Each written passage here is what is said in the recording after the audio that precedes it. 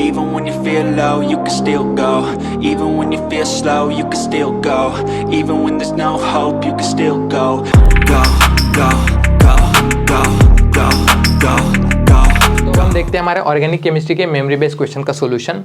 देखो जो first question है हमारे पास इस तरीके से आपके पास एक कंपाउंड दिया था, आपको बताना था ये एरोमेटिक है, नॉन एरोमेटिक है, एंटी एरोमेटिक है या फिर होमो एरोमेटिक है।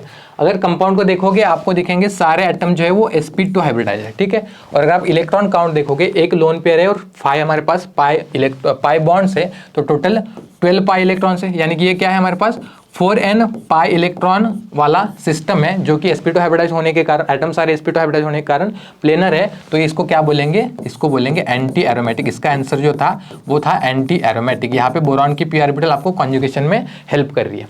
सेकंड क्वेश्चन आपके पास इस तरीके से था, आपको यहाँ पे क्या दिया था, ये पेनिसिलिन जी का स्ट्रक्चर बना के दिया था और आपको पूछ रहा था कि पेनिसिलिन जी जो कि एक एंटीबायोटिक के तौर पे यूज किया जाता है उसमें कौन सा ऐसा फॉर्मेट 4 है जिसकी वजह से उसकी एंटीबायोटिक एक्टिविटी होती है, मतलब कौन सा ऐसा फंक्शनल ग्रुप है या फिर कौन सा सब्स्टिट्यूएंट है जिसकी वजह से इसकी एंटीबायोटिक एक्टिविटी कौन कौन होती है।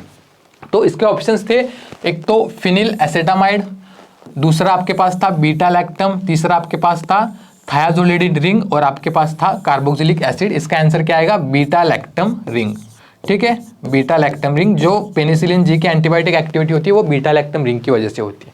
थर्ड क्वेश्चन आपके पास ये वाला था, आपको बताना था कि ये वाला रिएक्शन इस तरीके से हो रहा है, आपको ये रिएक्शन कंडीशन दी है, प्रोडक्ट ये वाला आ रहा है, तो ये वाला एक्स जो है कौन सा सब्स्टिट्यूएंट हो या फिर कौन से पोजीशन पे हो तब ये वाली रिएक्शन फास्ट होगी। तो पहले रिएक्शन को समझ लो, यहाँ पे क्या हो रहा था, NaH दिया है, बेस है, एसिडिक प्रोटॉन को निकालेगा, यहाँ पे बना देगा एक एनायन जो कि न्यूक्लियोफाइल होगा।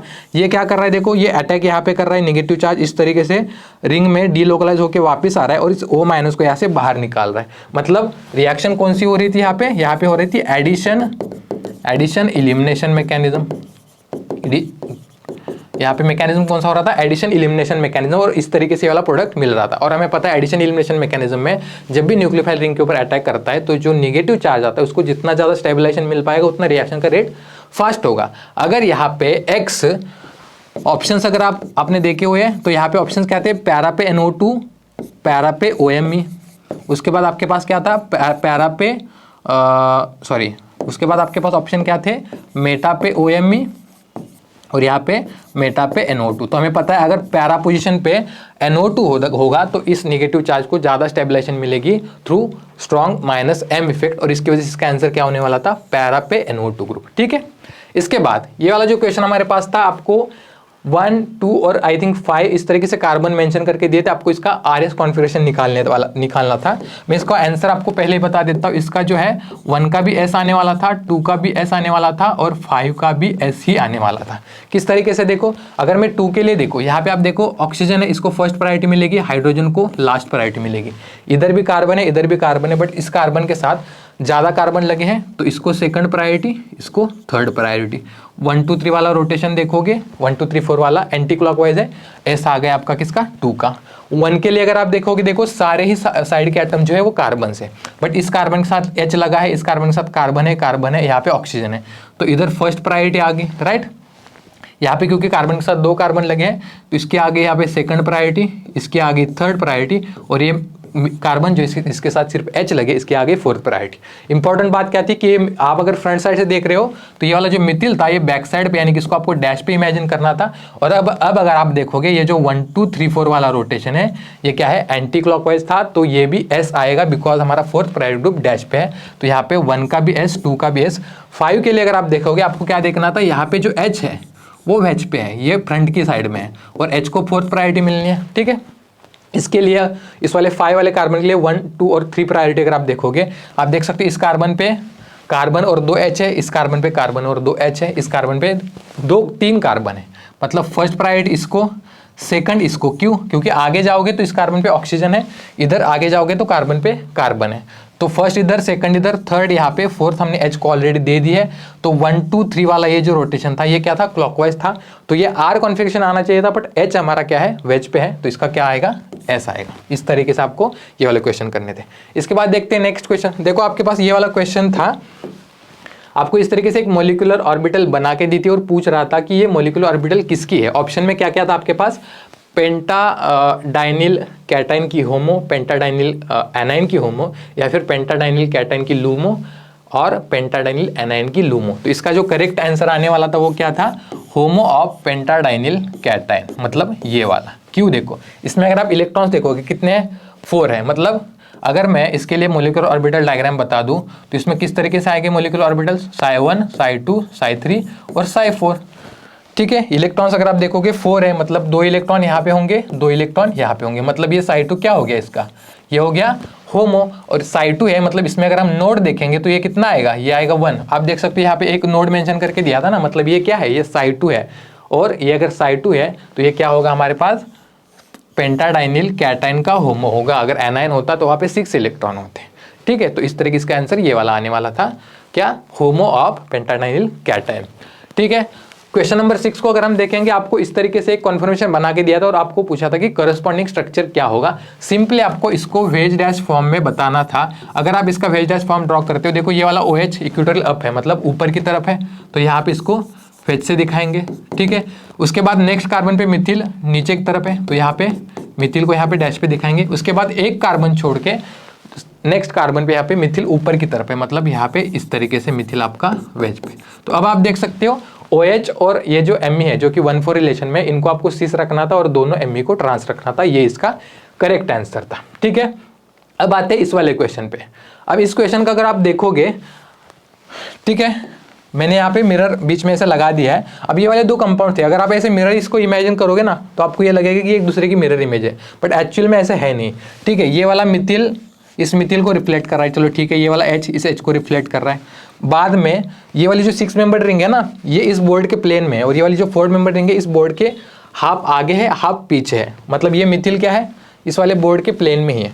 बट आप यहाँ पे देख सकते हो ये वाला मिथिल जो है और ये वाला मिथिल जो है, ये अगर सेम साइड में होते तो हम इनको इनैंशियोमर्स बोलते। आप सिंपली ऐसा इमेजिन करोगे ना कि इस वाले कंपाउंड को आपने 180 डिग्री से ऐसे फ्लिप किया, ठीक है, फ्लिप किया और इसके सामने रखा, तो ये दोनों क्या है, ये आइडेंटिकल कंपाउंड्स हैं। ये क्या है, ये आइडेंटिकल कंपाउंड्स थे। ये इसका आंसर क्या था, आइडेंटिकल। सिर्फ इसको ऐसे फ्लिप करके देखो, ये दोनों सेम ही कंपाउंड्स हैं। ठीक है, इसके बाद ये वाला क्वेश्चन, इसमें देखो क्या पूछा गया था, इसमें आपको पूछा गया था कि ये वाला जो कंपाउंड है फास्ट डीकार्बोक्सिलेशन रिएक्शन दिखाता है, तो कौन से कार्बन पे यहाँ पे डीकार्बोक्सिलेशन फास्ट होगा। और यहाँ पे जैसे मैंने C2 लिखा है, वैसे ही इस वाले कार्बन को, इस वाले कार्बन को, इस वाले कार्बन को नंबर मेंशन करके दिए थे। आपको बताना था कौन से कार्बन पे यहाँ पे डीकार्बोक्सिलेशन होगी। तो इसका जो आंसर आना था वो क्या आना था, C2। क्यों, क्योंकि जैसे ही हमें पता है डीकार्बोक्सिलेशन कहाँ पे फास्ट होती है, जहाँ पे CO2 गैस जब यहाँ से निकलता है तो जो निगेटिव चार्ज आता है वो अगर स्टेबल होगा, तो यहाँ पे ये वाला निगेटिव चार्ज कार्बोनिल ग्रुप के साथ कॉन्जुगेशन से स्टेबल है, इसके कारण यहाँ से CO2 गैस जल्दी निकल के जाएगी और यहाँ पे डिकार्बोनेशन होगा। तो इसका आंसर आता C2। ठीक है, इसके बाद नेक्स्ट क्वेश्चन देखते हैं। देखो यहाँ पे ये वाला क्वेश्चन जो है सिंपल क्वेश्चन था। यहाँ पे आप यहाँ पे इसका SiMe3 का कोई भी इलेक्ट्रॉन डोनेटिंग या फिर इलेक्ट्रॉन विड्रॉइंग ग्रुप इफेक्ट करके इस ब्रोमीन को इसके ऑर्थो या फिर पैरा पे लगा सकते थे, वैसा उसमें ऑप्शन भी था।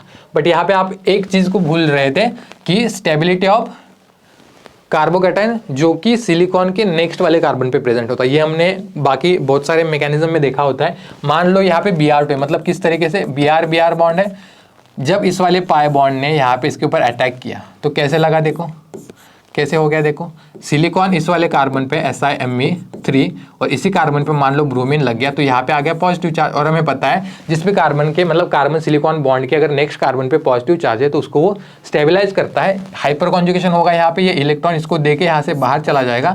मतलब सिंपली SiMe3 ग्रुप के जगह पे यहाँ पे ब्रोमीन आने वाला था, ये इसका करेक्ट आंसर होने वाला था।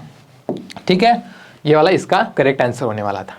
इसके बाद आपके पास एक स्पेक्ट्रोस्कोपी का क्वेश्चन था जो कि आपको सिंपली इन वाले जो यहाँ पे कपलिंग कांस्टेंट दिए हैं इनसे इसका आंसर आने वाला था।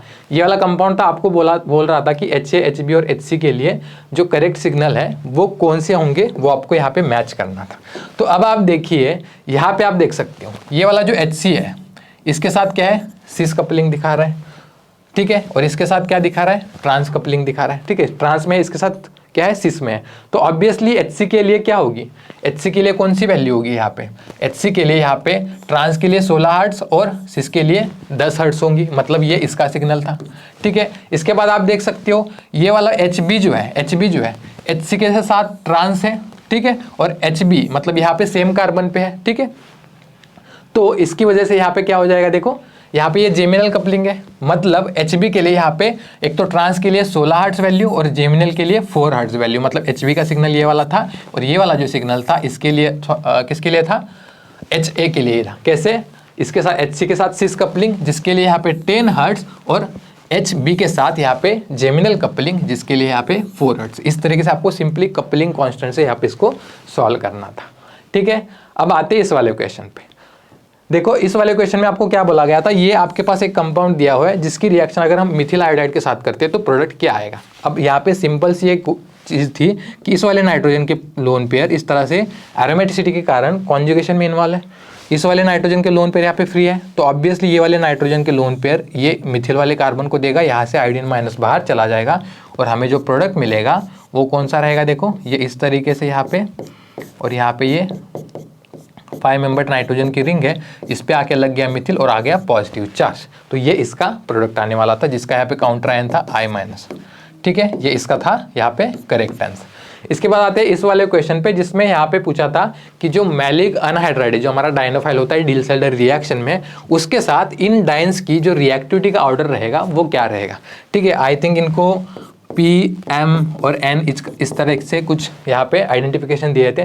तो अब आपको यहाँ पे ध्यान रखना है क्योंकि यहाँ पे ये टर्शियरी ब्यूटिल ग्रुप दोनों भी बहुत बल्कि है, ये अगर सेम साइड में आएंगे और ये डाइन अगर सिसॉइड बनेगा तो यहाँ पे स्ट्रॉन्ग रिपल्शन होगा जिसकी वजह से ये स्टेबल नहीं होगा, तो ये ट्रांसफर्ड फॉर्म में ही स्टेबल रहेगा, और अगर ट्रांसफर्ड फॉर्म में स्टेबल है तो ऑब्वियसली यहाँ पे इसका रेट क्या होगा, कम होगा, तो इसका सबसे कम होने वाला था, ठीक है। आई थिंक इसको P है, ठीक है, तो यहाँ पे क्या बोलेंगे, P का रेट जो है वो सबसे कम आने वाला था। इन दोनों में अगर आप देखोगे तो आप इसमें भी ऐसा सोच सकते थे कि H का और टर्शियरी ब्यूटिल ग्रुप का रिपल्शन हो रहा है जिसके कारण यहाँ पे कार्बन कार्बन सिंगल बॉन्ड के अराउंड रोटेशन होके ट्रांसफर्ड बन सकता है, बट एक्चुअल में ऐसा नहीं होता। H क्योंकि सब स्मॉल ग्रुप है तो ज़्यादा रिपल्शन नहीं है, थोड़ा सा रिपल्शन होगा जिसकी वजह से क्या हो जाएगा, ये थोड़ा इधर जाएगा, ये थोड़ा इधर जाएगा, और इसके कारण ये ज़्यादा ऐसे सिसॉइड फॉर्म में चला जाएगा, ज़्यादा सिसॉइड फॉर्म में चला जाएगा तो इसका जो रिएक्टिविटी का रेट, मतलब ये ज़्यादा सिसॉइड फॉर्म में रहेगा तो इसका रिएक्टिविटी का रेट फास्ट होगा। यहाँ पे क्या है, इस वाले कार्बन कार्बन बॉन्ड के अराउंड फ्री रोटेशन है और इसके वजह से इस वाले कंपाउंड का रेट जिसको मैं यहाँ पे M बोल रहा हूँ, आई थिंक इसके मतलब मे भी अल्फ़ाबेट अलग दिए होंगे, मैं इसको M बोल रहा हूँ, तो M का रेट सबसे ज़्यादा आने वाला था, इसके बाद आपके N का आने वाला था और P का सबसे कम आने वाला था, ठीक है। इस तरीके से ये वाला क्वेश्चन आपको सॉल्व करना था। इसके बाद देखो यहाँ पे आपको बोल रहा था कि एक ऐसा कंपाउंड है जिसका अगर हम यहाँ पे ओजोनलिसिस कर रहे हैं तो आपको क्या मिल रहा है, एक एसीटोन मिल रहा है, एक अल्फा हाइड्रोक्सी एसिटाल्डिहाइड मिल रहा है और एक क्या मिल रहा है, 4 ऑक्सोपेंटानल, मतलब यहाँ से नंबरिंग करी है 1 2 3 4 और 5, 4 ऑक्सोपेंटानल, इस तरीके से 3 कंपाउंड मिल रहे हैं। तो कंपाउंड का स्ट्रक्चर क्या होगा, तो अब इसका जो आंसर आने वाला था ये वाला आने वाला था। कैसे, देखो अगर ओजोनलिसिस के बाद यहाँ से क्लीवेज होती है तो यहाँ से क्या मिलेगा, एक एसीटोन मिलेगा, और यहाँ से अगर क्लीवेज होती है तो ये OH वाला ग्रुप, मतलब ये अल्फा हाइड्रोक्सी एसिटाल्डिहाइड, और ये बीच में दोनों क्लीवेज के बाद बीच में जो बच रहा है वो ये वाला है 4 ऑक्सोपेंटानल, और यहाँ से नीचे से जो क्लीव होके जा रहा है वो है आपका एसीटोन। इस तरीके से इस कंपाउंड के क्लीवेज से ये 3 हमें मिल रहे थे। इसके बाद आपको ये वाला ट्रांसफॉर्मेशन करके दिया हुआ था, ये वाली रिएक्शन करके दी थी, आपको बताना था कि यहाँ पे सही रिएजेंट कौन सा होगा, और उसमें जो ऑप्शन थे आई थिंक उसमें फर्स्ट ऑप्शन ही करेक्ट था, जिसमें फर्स्ट डाला था हमारे पास MCBBA और सेकंड स्टेप में डाला था ये BF3 लेविस एसिड और उसके बाद NaBH3CN, ठीक है। तो किस तरीके से होगा, देखो मान लो यहाँ पे MeVH पे है तो हम क्या करते हैं, जब हम इपोक्साइडेशन करेंगे, मान लो यहाँ पे जो इपोक्साइड रिंग बन रही है वो डैश पे बन रही है, इस तरीके से बन रही है। इसके बाद BF3 दिया है, मतलब लेविस एसिड दिया है, तो लेविस एसिड क्या करेगा, यहाँ पे ऑक्सीजन से इलेक्ट्रॉन लेगा, इसके ऊपर आ जाएगा पॉजिटिव चार्ज। अब जब NaBH3CN से H- आएगा तो वो कहाँ पे अटैक करेगा, जिस कार्बन पे ज़्यादा पार्शियल क्या है, पॉजिटिव चार्ज, ठीक है। जिस कार्बन पे यहाँ पे क्या है, देखो यहाँ पे किस तरीके से था, ये यहाँ पे है, मैंने मान लो यहाँ पे हमने इसको जैसे किस पे लिया है, हमने लिया इसको अभी डैश पे लिया, मान लो यहाँ पे क्या है, ये मिथिल मान लो डैश पे था और आपकी जो इपोक्साइड रिंग बन रही है वो मान लो वेज पे बन रही थी, ठीक है। अब क्या होगा, यहाँ पे हमें पता है लेविस एसिड के प्रेजेंस में ये वाली रिंग क्या हो जाएगी, इस तरीके से लेविस एसिड को जब इलेक्ट्रॉन दे देगा ये, तो यहाँ पे इसके ऊपर पॉजिटिव चार्ज आ जाएगा, मतलब ये रिंग ओपनिंग होगी, और रिंग ओपनिंग से यहाँ पे हमारे पास क्या बनेगा, इस तरीके से ये OH जो है वो बनेगा आपका वेज पे, और यहाँ पे मिथिल इन प्लेन, और यहाँ पे आ गया कार्बोकैटायन। और इसके बाद जो H माइनस आएगा वो कहाँ से आएगा, वो ऑब्वियसली ये रिंग क्योंकि यहाँ पे इस तरीके से फेज पे बनी थी तो H माइनस जो आएगा वो डैश साइड से आएगा, ठीक है। और इसके कारण यहाँ पे जब H माइनस डैश साइड से आएगा तो जो मिथिल बनेगा वो ऑब्वियसली किस पे बनेगा, वो वेज पे बनेगा। और इस तरीके से ये वाला प्रोडक्ट बन रहा था, मतलब इसका सही जो रिएजेंट था ये वाला था, इसका ये करेक्ट आंसर था, ठीक है। इसके बाद आते हैं इस वाले क्वेश्चन पे। इसमें क्या करा था, देखो आपको ये वाला सबस्ट्रेट दिया था, 3 ये रिएजेंट दिए थे, आपको प्रोडक्ट का स्ट्रक्चर बताना था। सिंपल सा क्वेश्चन था। फर्स्ट स्टेप क्या है, यहाँ पे sodium in liquid ammonia birch reduction है। बर्च रिडक्शन में हमें बताया जो इलेक्ट्रॉन डोनेटिंग ग्रुप होते हैं वो कहाँ पे जाते हैं, sp2 हाइब्रिड कार्बन पे, मतलब फर्स्ट स्टेप का प्रोडक्ट ये वाला था। उसके बाद आपको दिया था विल्किंसन कैटलिस्ट। विल्किंसन कैटलिस्ट हमें पता है अगर हमारे पास 2 इस तरीके से डबल बॉन्ड है तो selectively less substituted double bond का, लेस हिंडेड डबल बॉन्ड का रिडक्शन करेगा, जिसके कारण हमें ये वाला प्रोडक्ट मिलेगा। और इसके बाद आप देख सकते हो BH3H2O2 मतलब हाइड्रोबोरेशन ऑक्सीडेशन रिएक्शन करवा ही है। तो इसमें क्या हो जाएगा, देखो इसमें क्या हो जाएगा, इसमें मान लो इस वाले कार्बन पे डैश से लग गया H, इस वाले कार्बन पे डैश से लग गया BH2, इधर आपका वेज पे है क्या, मिथिल, इधर आपका वेज पे है मिथिल, और इस BH2 का लास्ट में क्या होने वाला था, यहाँ पे OH बनने वाला था। तो ये वाला आपका फाइनल प्रोडक्ट बनने वाला था। करेक्ट आंसर इस रिएक्शन का ये वाला आने वाला था, ठीक है। इसके बाद आते हैं यहाँ पे, आपको ये वाला आपके पास सबस्ट्रेट दिया हुआ था और बेस दिया था NaH। अब हमें पता है ये वाला क्वेश्चन जो हमने टेस्ट सीरीज में भी किया था, कैरेथर्स चैप्टर नंबर 2 का ये वाला क्वेश्चन है। कौन सी, ईशनमोशर फ्रैगमेंटेशन जिस तरीके से करते हैं उसी तरह से एक ग्रॉब फ्रैगमेंटेशन जो हम करते हैं उसका एग्जाम्पल है। इसके लिए जरूरी क्या था कि आप इसका सही से कॉन्फर्मेशन बनाओ, जैसे कि मैंने यहाँ पे बनाया है। जैसे कि ये वाला OTS ग्रुप वेज पे है तो मैंने यहाँ पे इक्विटल अप पे रखा है, ये वाला मिथिल यहाँ पे ऊपर की तरफ है तो यहाँ पे मैंने ऊपर की तरफ रखा है, यहाँ पे OH ऊपर की तरफ है तो इस तरीके से रखा है। ये कंफर्मेशन बस बनाना था। इसके बाद क्या होगा, NaOH बेस है, इस वाले एसिडिक प्रोटॉन को निकालेगा, यहाँ पे ये बनेगा O माइनस, और आप देख सकते हो जैसे ही ये वाला इलेक्ट्रॉन इधर शिफ्ट होगा तो ये वाला OTS कार्बन ऑक्सीजन बॉन्ड के सिग्मा स्टार यहाँ पे, इसको जो पैरेलल बॉन्ड है ये वाला है तो ये वाला ब्रेक होकर इसमें इलेक्ट्रॉन डालेगा, यहाँ से OTS बाहर चला जाएगा, और इसके कारण हमारे पास जो प्रोडक्ट बनेगा आप देख सकते हो यहाँ पे आ रहा है डबल बॉन्ड, इस पे 2 मिथिल है, इसकी तरफ ये इस तरीके से यहाँ पे ये है आपकी 5 मेंबर रिंग, जिसमें यहाँ पे ऊपर की तरफ जिसको वेज से दिखाया था और इसको दिखाया था डैश से, यहाँ पे क्या है मिथिल है और यहाँ पे आपका ऊपर की तरफ था OH, ठीक है। इस तरीके से आपके पास ये वाला प्रोडक्ट यहाँ पे बन रहा था, ठीक है। ये आपका आंसर रहा, ठीक है। इसको बस लीनियर फॉर्म में आपको लिख के दिया था, ये इसका करेक्ट आंसर था। देखते हैं नेक्स्ट क्वेश्चन, ठीक है। यहाँ पे देखो इस वाले क्वेश्चन नंबर 17 में क्या पूछा गया था, आपको ये वाला सबस्ट्रेट दिया था, ये प्रोडक्ट बना के दिया था, बीच में आपको हीटिंग कंडीशन मेंशन करी थी और ऑप्शन में दिया था कि कौन सा पेरिसाइक्लिक रिएक्शन इसमें हो रहा है, जिसमें ऑप्शंस थे कि 2+2 cyclo reversion, 4n electrocyclic ring opening या फिर 6 पाई इलेक्ट्रोसाइक्लिक रिंग ओपनिंग, इस तरीके से ऑप्शन दिए थे। तो देखो किस तरीके से ये प्रोडक्ट बन रहा है। पहले यहाँ पे हीटिंग कंडीशन में क्या हो रहा था पता है, 4 पाई इलेक्ट्रोसाइक्लिक रिएक्शन हो रही थी, रिंग ओपनिंग हो रही थी, ये ऐसे और ये ऐसे। यहाँ से हमें क्या मिल गया, देखो ये यहाँ पे इस तरीके से, यहाँ पे C डबल बॉन्ड OH और इधर आपका COMe, ठीक है, इस तरीके से मिल गया। मतलब ये क्या होगी, 4 पाई इलेक्ट्रोसाइक्लिक रिंग ओपनिंग रिएक्शन होगी, 4 पाई इलेक्ट्रोसाइक्लिक रिएक्शन होगी। इसके बाद हीटिंग कंडीशन में 6 पाई इलेक्ट्रोसाइक्लिक रिंग क्लोजर हो रहा था। कैसे, देखो ये इधर और ये यहाँ पे, और यहाँ से आपको ये वाला प्रोडक्ट मिल रहा है। मतलब 4 पाई इलेक्ट्रोसाइक्लिक रिएक्शन, 6 पाई इलेक्ट्रोसाइक्लिक रिएक्शन, ये इसका आंसर आने वाला था, ठीक है।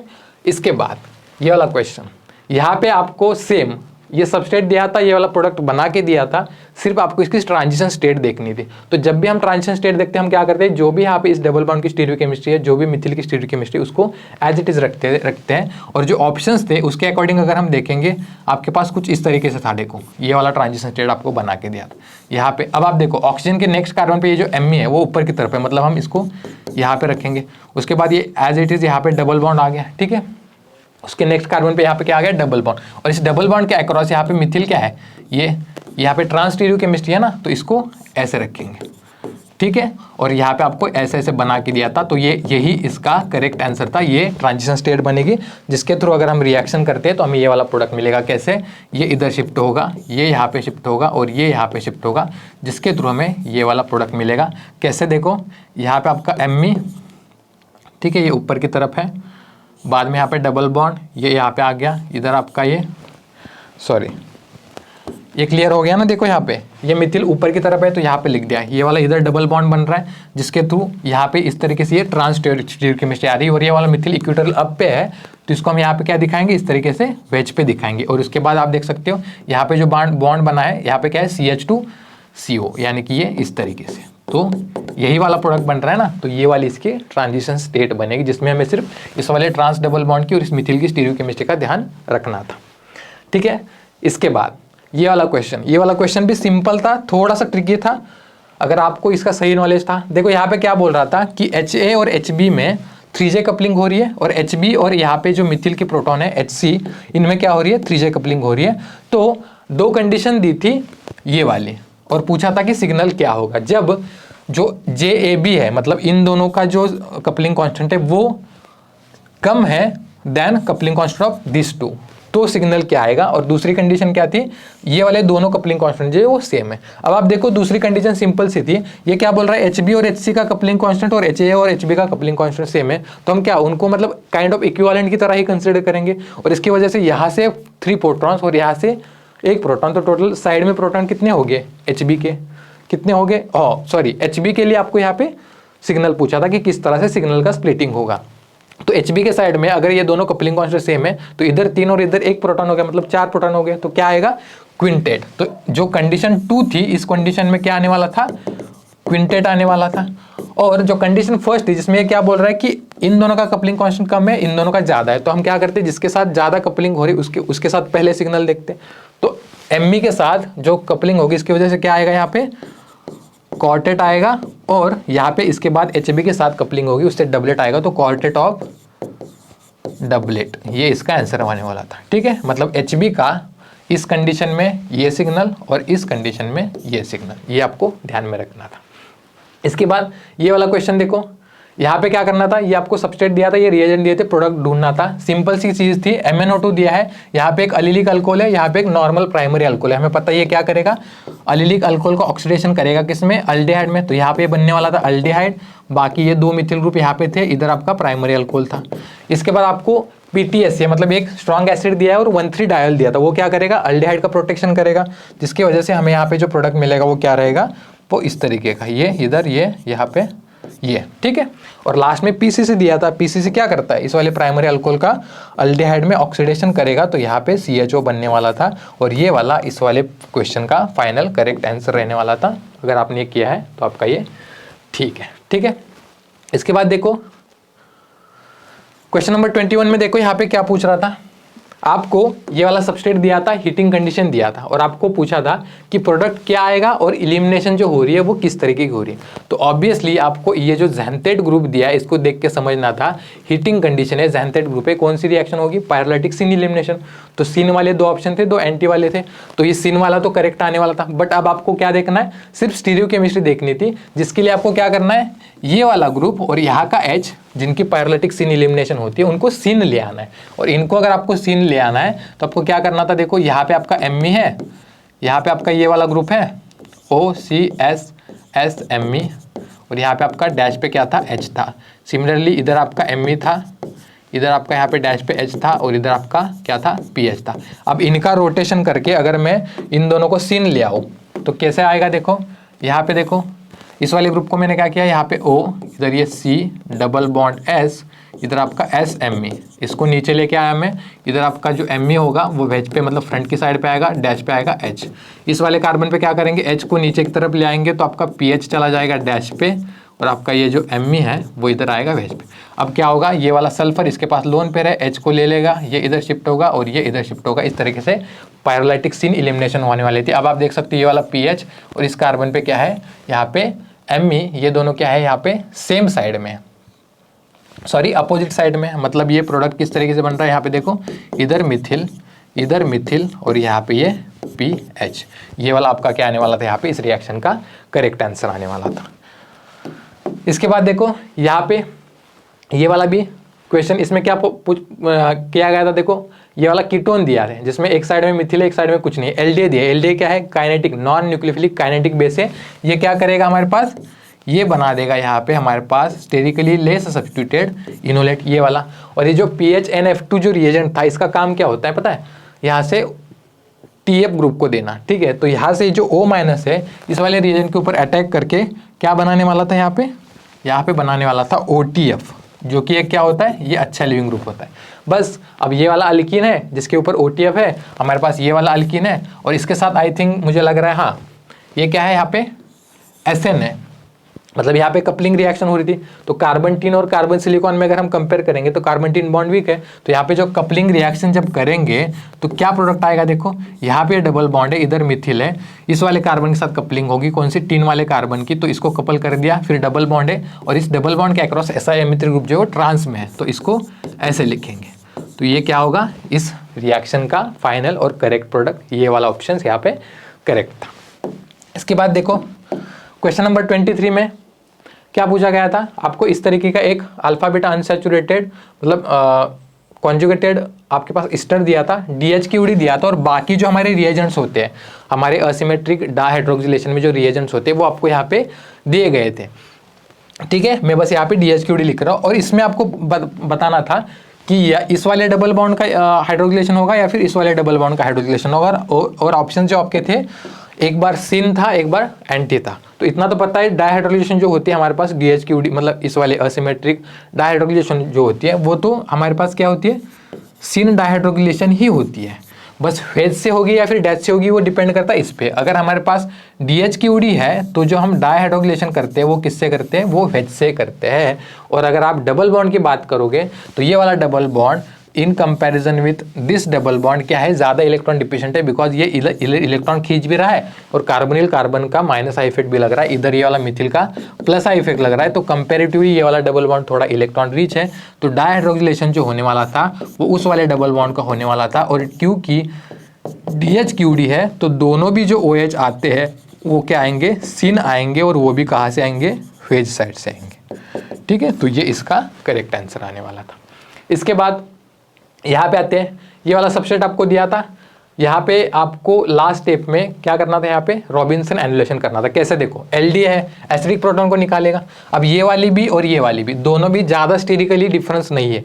ज़्यादा एसिडिक कौन सी है, ये वाला कार्बन, क्योंकि यहाँ से जब H जाएगा तो निगेटिव चार्ज कार्बोनिल ग्रुप और बेंजीन दोनों के साथ स्टेबलाइज है, तो यहाँ पे बन गया एनायन। उसके बाद आपके पास दिया है क्या, Cl डबल बॉन्ड OET, यहाँ से क्या होगा, ये इसके ऊपर अटैक करेगा, निगेटिव चार्ज इधर डिलोकेज होकर वापस आएगा, इसको निकालेगा बाहर, और इसके कारण हमारे पास यहाँ पे क्या बन गया, देखो इसके कारण हमारे पास क्या बन गया, इधर ये COOET। ठीक है, ये बन गया। इसके बाद देखो ET3N बेस दिया था और आपके पास मिथिल विनिल कीटोन दिया था, जिसकी वजह से क्या होगा, बेस के प्रेजेंस में यहाँ से बनाएगा आपका एनायन, क्योंकि ये इनोलेट बनाएगा, क्योंकि स्ट्रॉन्ग प्रोटॉन है, स्ट्रॉन्ग एसिडिक प्रोटॉन है यहाँ पे। और इसके बाद आपके पास ये वाला है अल्फा बीटा अनसैचुरेटेड कीटोन है, तो यहाँ पे ये बीटा पोजीशन पे अटैक करेगा, यहाँ पे क्या हो जाएगी, सॉफ्ट एडिशन हो जाएगी, जैसे हम माइकल एडिशन करते हैं। और इसके साथ हमारे पास इस स्टेप का जो प्रोडक्ट आने वाला था वो क्या आने वाला था, इधर आपकी बेंजीन रिंग है, इधर ये 6 मेंबर्ड रिंग, यहाँ पे डबल बॉन्ड O, इधर आपका COOET, इसके बाद यहाँ पे ये इस तरीके से इधर ये C डबल बॉन्ड O और लास्ट में सेम बेस दिया हुआ है और हीटिंग कंडीशन दिया है। तो हमें पता है हम क्या कर सकते हैं, यहाँ से एसिडिक प्रोटॉन निकाल के इसके ऊपर अटैक कर सकते हैं। और रॉबिन्सन एनुलेशन का जो प्रोडक्ट हम बनाते हैं उसी तरीके से यहाँ पे जो फाइनल प्रोडक्ट आने वाला था वो क्या था, ये वाला। यहाँ पे इस तरीके से 3 मेंबर्ड रिंग बनेगी, 6 मेंबर्ड रिंग बनेगी, इसमें यहाँ पे डबल बॉन्ड O और आपका यहाँ पे COOET, ये आपका फाइनल प्रोडक्ट रहने वाला था इस वाले रिएक्शन। ठीक है, आई होप ये वाला आपको क्लियर है। इसके बाद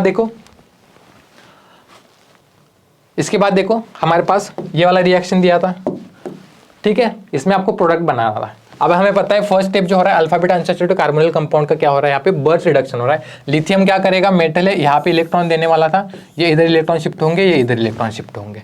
और इसके लिए अगर हम यहाँ पे चेयर कन्फर्मेशन के थ्रू अगर दिखा दे तो देखो कैसे बनने वाला था।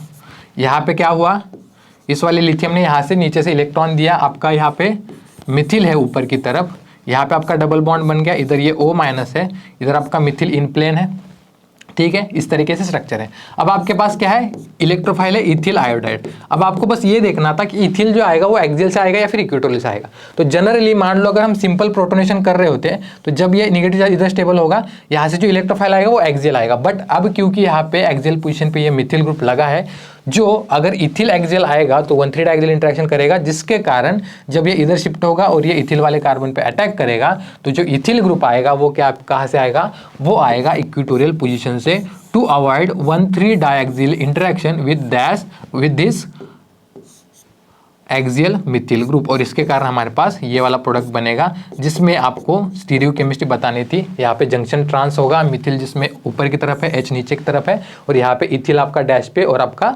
मिथिल वेज पे, मतलब फाइनल प्रोडक्ट जो आपका रहने वाला था ये वाला, ये इसका करेक्ट आंसर आने वाला था। ठीक है, यहाँ पे इस तरीके से, यहाँ पे डैश पे आपका इथिल, यहाँ पे वेज पे आपका मिथिल, यहाँ पे डैश पे आपका H और यहाँ पे वेज पे आपका मिथिल। ठीक है, ये इस तरीके से। अब देखते हैं ये वाला क्वेश्चन। ठीक है, इसको नोट डाउन कर लो। इसके बाद देखो ये वाला, आपको ये वाली रिएक्शन करके दी थी, आपको इंटरमीडिएट बताना था, इस रिएक्शन का इंटरमीडिएट बताना था। ठीक है, किस तरीके से हो रहा था देखो, यहाँ पे क्या है, कार्बन के ऊपर 3 क्लोरीन थे, कार्बन के ऊपर 3 क्लोरीन थे, इसके बाद यहाँ पे C डबल बॉन्ड O और OMe था।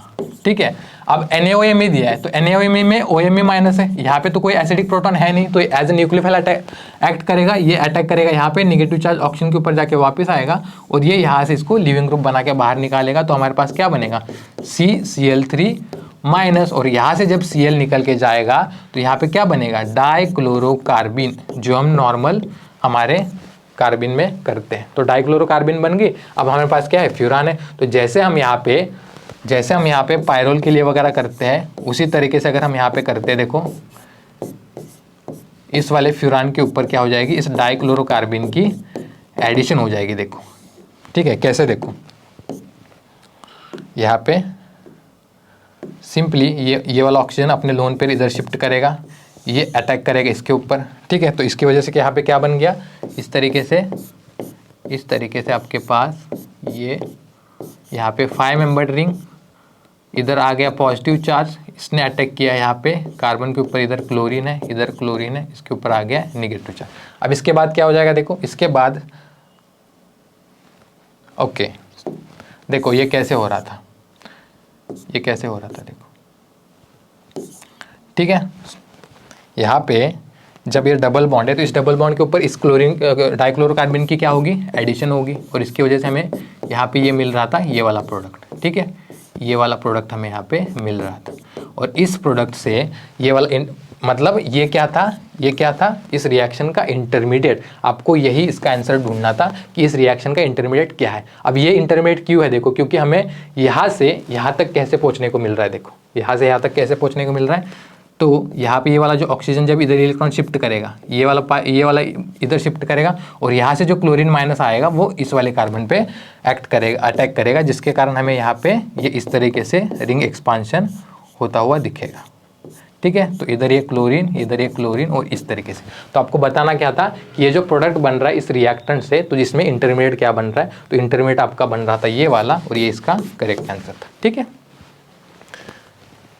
इसके बाद ये वाला क्वेश्चन देखो, इसमें पूछा था कि कौन कौन सी रिएक्शन जो है वो केमो सिलेक्टिव है। केमो सिलेक्टिव मतलब अगर किसी सिलेक्टिवली एक फंक्शनल ग्रुप का अगर हम क्या कर रहे हैं, उसके ऊपर रिएक्शन कर रहे हैं। हमें पता है LiBH4 जो है वो सिलेक्टिव होता है किसके रिडक्शन के लिए, ईस्टर के रिडक्शन के लिए। COH का रिडक्शन यहाँ पे नहीं होगा, इसका रिडक्शन करने के लिए हम BH3 यूज करते हैं, तो ये क्या होगी, केमो सिलेक्टिव। तो एक तो ये इसका करेक्ट आंसर था।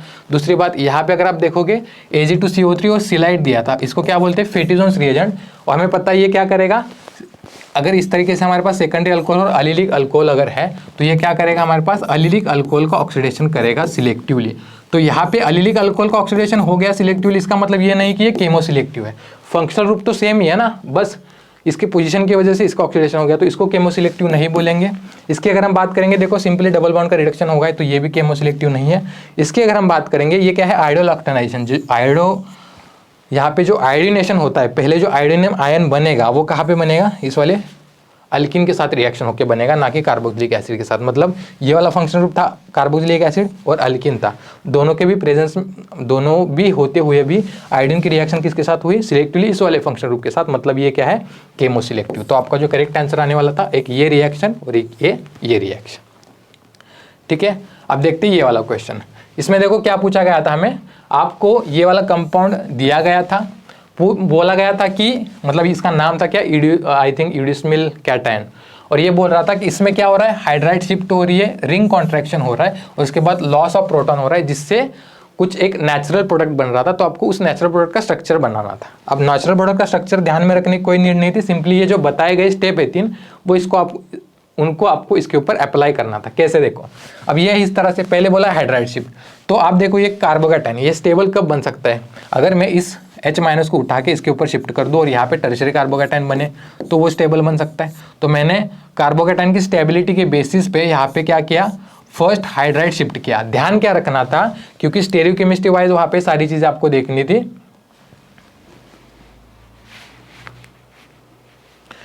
क्योंकि स्टेरियोकेमिस्ट्री वाइज सारी चीजें आपको देखनी थी। तो आपको ध्यान में रखना था कि जो हाइड्राइड शिफ्ट हो रहा है इसमें जो H- का शिफ्ट होगा वो नीचे की तरफ से होगा, ये डैश पे था ना, तो इसकी वजह से यहाँ से जो H आएगा ना ये डैश पे आएगा, और इसके कारण यहाँ पे जो मिथिल बनेगा वो वेज पे बनेगा। ये इंपॉर्टेंट चीज थी। कार्बोकैटायन आपका यहाँ पे बन गया, आपका यहाँ पे क्या है, ऊपर की तरफ यहाँ पे एक मिथिल है और यहाँ पे ये वाला ग्रुप इस तरीके से था।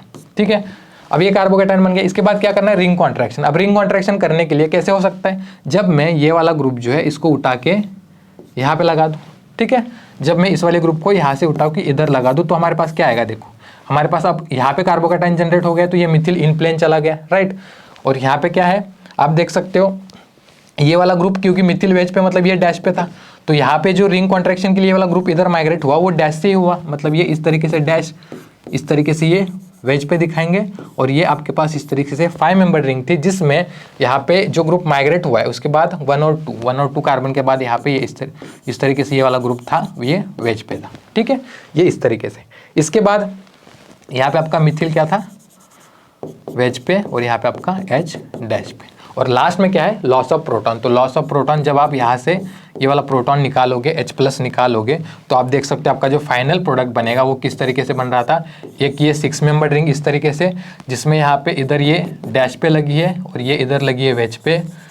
ये 5 मेंबर रिंग जिसमें इस वाले कार्बन पे ये वाला ग्रुप था, यहाँ पे आपका वेज पे था मिथिल ग्रुप, यहाँ पे आपका डैश पे था H, और यहाँ पे आपका ये इस तरीके से ये। तो ये आपका फाइनल प्रोडक्ट बन रहा था, नेचुरल प्रोडक्ट जो भी आपको दिया गया था। इसका करेक्ट आंसर स्टीरियोकेमिस्ट्री वाइज अगर आप देखोगे तो ये वाला था। ठीक है, अब आते हैं हमारे इस वाले क्वेश्चन पे। इसमें पूछा गया था आपको ये जो रिएक्शंस बना के दिए 4, मतलब 2 रिएक्शन जो बना के दिए, इसमें K और KB को कंपेयर करना था, KC और KD को कंपेयर करना। तो आप देख सकते हैं ये रेडिकल है, रेडिकल जब यहाँ पे अटैक करेगा तो रेडिकल कहाँ पे बन रहा है, जब इस रेडिकल की वजह से इस कार्बन का और इस कार्बन का जो बॉन्ड बनेगा, ठीक है, मैं डायरेक्टली अगर दिखा दूं, मान लो ऐसे बॉन्ड जब बनेगा तो रेडिकल यहाँ पे जाएगा। मतलब ये वाला रेडिकल जो बन रहा है उसकी स्टेबिलिटी आपको देखनी थी, और हमें पता है जो भी ग्रुप रेडिकल को कॉन्जुगेशन से स्टेबलाइज कर पाता है वो उसको मतलब जो भी ग्रुप उसको कॉन्जुगेशन प्रोवाइड कर पाता है उसको ज़्यादा स्टेबलाइज करता है। तो ऑब्वियसली COMe जो है OAT के कंपैरिजन में ज़्यादा कॉन्जुगेशन प्रोवाइड कर पा रहा था, और इसके कारण यहाँ पे इस केस में रेट ज़्यादा होगा। तो आपका आंसर क्या आने वाला था, KB is greater than KA। और इस केस में भी सेम चीज़, यहाँ पे आप देख सकते हो OAC ग्रुप है, मतलब ये इतना इलेक्ट्रॉन डोनेटिंग भी नहीं है, ये ज़्यादा कॉन्जुगेशन कर पाएगा। तो इस केस में क्या आने वाला था, KC is greater than KD। ठीक है, ये वाला।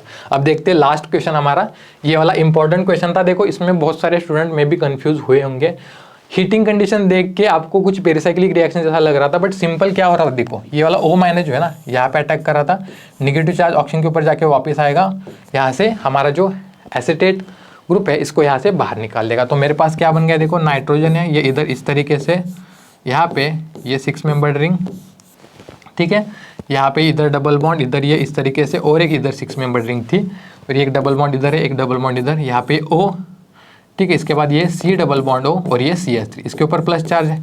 ठीक है, अब अगर आप किसी भी तरह से इसमें डबल बॉन्ड भी शिफ्टिंग वगैरह करके 2,3 सिग्माट्रोपिक शिफ्ट करना चाहते तो इसमें नहीं हो रही थी। ठीक है, और इसकी वजह से क्या होगा, देखो यहाँ पे ऑप्शन आपको दिख रहा होगा कि यहाँ पे OAC लगाया था, कैसे पॉसिबल था वो, तो अगर यहाँ से जो OAC माइनस बाहर निकल रहा है, ये O माइनस, ये C डबल बॉन्ड O और ये CH3, तो ये इस एसिडिक प्रोटॉन को निकालता, इलेक्ट्रॉन इधर शिफ्ट होते, ये इधर शिफ्ट होता और ये इसको क्या कर देता, न्यूट्रलाइज कर देता। ठीक है, अब इसको न्यूट्रलाइज करने के बाद देखो मेरे पास क्या मिल गया, यहाँ पे इस तरीके से इधर डबल बॉन्ड, इधर डबल बॉन्ड। ठीक है, यहाँ पे ये दूसरी 6 मेंबर रिंग है आपके पास, डबल बॉन्ड एक यहाँ पे आ गया, इसके साथ ये O C double bond O CH3 group लगा हुआ है और इधर आपकी ये थर्ड 6 मेंबर रिंग है। अब इसके बाद अगेन ये जो यहाँ पे ACOH है, ठीक है, जैसे इसने बेस की तरह काम किया है वैसे ही अगर ये यहाँ पे न्यूक्लियोफाइल की तरह काम करे, जैसे कि मान लो इसने यहाँ पे अटैक किया, ये डबल बॉन्ड इधर शिफ्ट हुआ, ये डबल बॉन्ड यहाँ पे शिफ्ट हुआ और नाइट्रोजन की वैलेंसी ज़्यादा होने के कारण ये अच्छा लिविंग ग्रुप बन के यहाँ से बाहर जाएगा, तो हमारे पास इस रिएक्शन का जो फाइनल प्रोडक्ट बन रहा था वो इस तरीके का, यहाँ पे इसका करेक्ट आंसर ये वाला होने चाहिए था। ठीक है, ये इस तरीके से यहाँ पे डबल बॉन्ड और यहाँ पे ये OAC ग्रुप आपका। ठीक है, ये आपका OH ग्रुप, ये इस रिएक्शन का फाइनल और करेक्ट प्रोडक्ट बन रहा था। ठीक है।